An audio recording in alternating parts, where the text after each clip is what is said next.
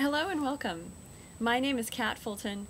I'm a board-certified music therapist and director of Sound Health Music, an organization that enables, encourages, and empowers people to develop potential through music experiences. This is the first in a series of videos on NICU music therapy, that is, music therapy in a neonatal intensive care unit. These informational videos are intended for parents and families of NICU babies, healthcare professionals, donors, and the general public. The first video covers an overview of the benefits of NICU music therapy. So we know from the research that there are several physiological and behavioral benefits. The first I'd like to talk about is an increase in oxygen saturation levels.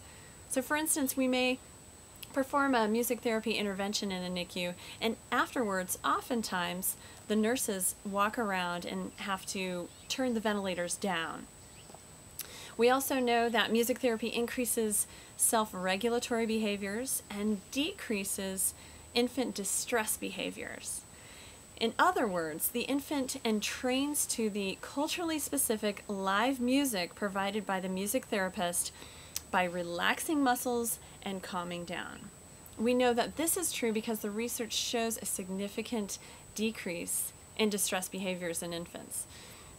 Also, we know that music therapy accelerates weight gain and increases non-nutritive sucking.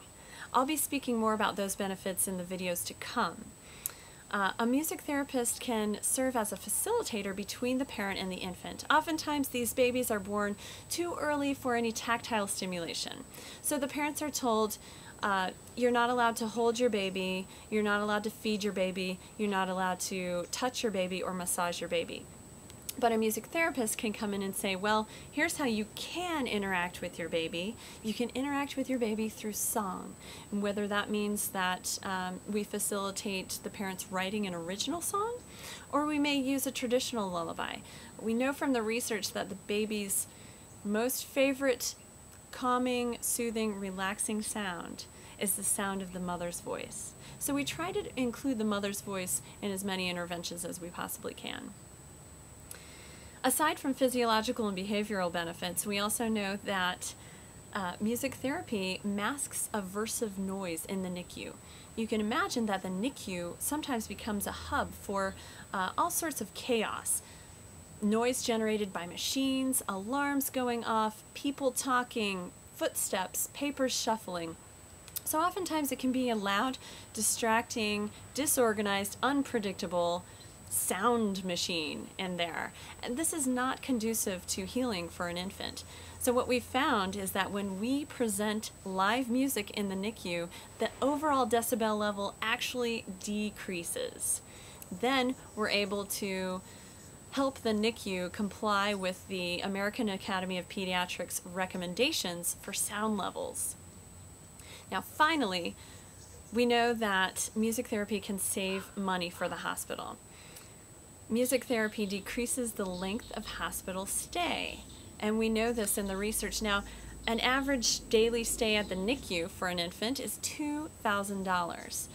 Well, what we found in one research study by Dr. Jane Stanley is that females who were exposed to music therapy treatment left 11 days earlier than their control counterparts. That 11 days times $2,000 is a lot of money saved. You can find information on all these benefits and more in Dr. Stanley's book. It's called Music Therapy with Premature Infants, Research and Developmental Interventions. You can also feel free to watch the following segments. I'll be talking about the 4 primary interventions that we use in the NICU, and I'll be talking about some other specifics to NICU music therapy. So thank you so much for joining me. Thank you for watching. And you can visit us at soundhealthmusic.com. In the meantime, be well, feel good, and make music.